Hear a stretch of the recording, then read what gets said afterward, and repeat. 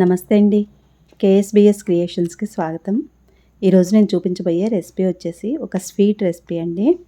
చాలా టేస్టీగా ఉంటుంది. అది కూడా మనం స్టవ్ వెలిగించకుండా అప్పటికప్పుడు 10 నిమిషాల్లో ప్రిపేర్ చేసుకోవచ్చు. స్టవ్ అస్సలు యూజ్ చేయక్కర్లేదండి. దీనికోసం ముందుగా ఒక మిక్సీ జార్లోకి ఒక అరకప్పు వరకు పంచదారను తీసుకోవాలి. దాంట్లోనే 2-3 యాలకులను వేసుకొని మెత్తగా మిక్సీ పట్టుకోవాలి. మిక్సీ పట్టుకున్న పంచదారని ఈ విధంగా జల్లించుకోవాలి.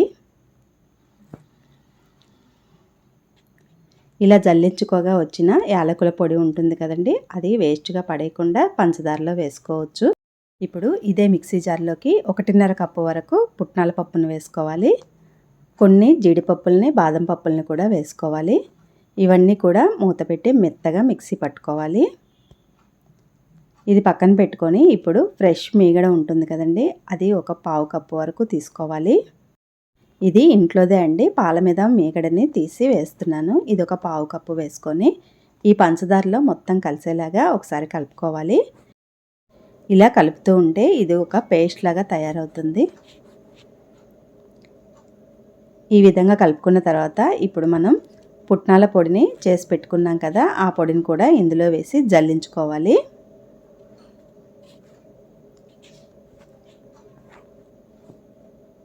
ఇలా జల్లించుకోగా వచ్చిన నూక ఉంటుంది కదా, దాన్ని తీసివేయాలండి. ఇప్పుడు దీంట్లోకే 2 చెంచాల వరకు మిల్క్ పౌడర్ని వేసుకోవాలి. మిల్క్ పౌడర్ వేసుకుంటే ఈ స్వీట్కి ఇంకా టేస్ట్ బాగుంటుందండి. మిల్క్ పౌడర్ వేసిన తర్వాత ఇవన్నీ కూడా ఒకసారి బాగా కలుపుకోవాలి.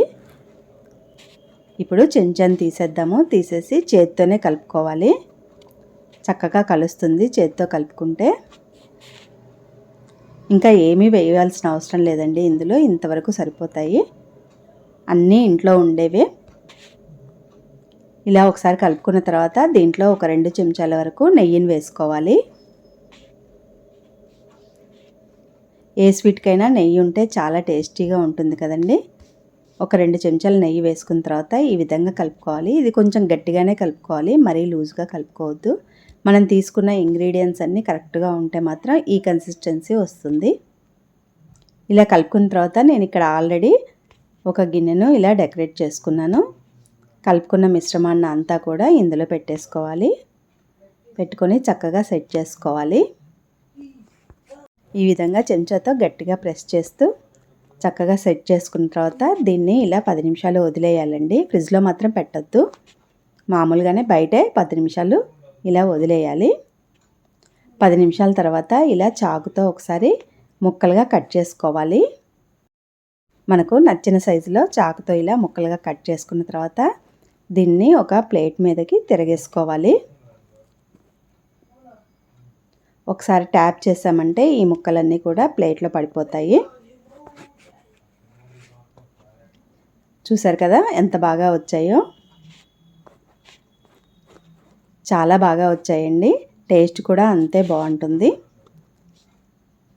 చాలా తక్కువ టైంలో తక్కువ ఇంగ్రీడియంట్స్తో చేసుకున్నాం కదా, స్టవ్ మీద అస్సలు పెట్టలేదు. చిన్నపిల్లల నుంచి పెద్దవాళ్ళ దాకా తినొచ్చండి. ఈ స్వీట్ చాలా సాఫ్ట్గా ఉంటుంది. ఈ స్వీట్ని ఒకసారి తప్పకుండా ట్రై చేయండి. టేస్ట్ చాలా బాగుంటుంది. నచ్చితే మాత్రం లైక్ చేయండి. Thank you.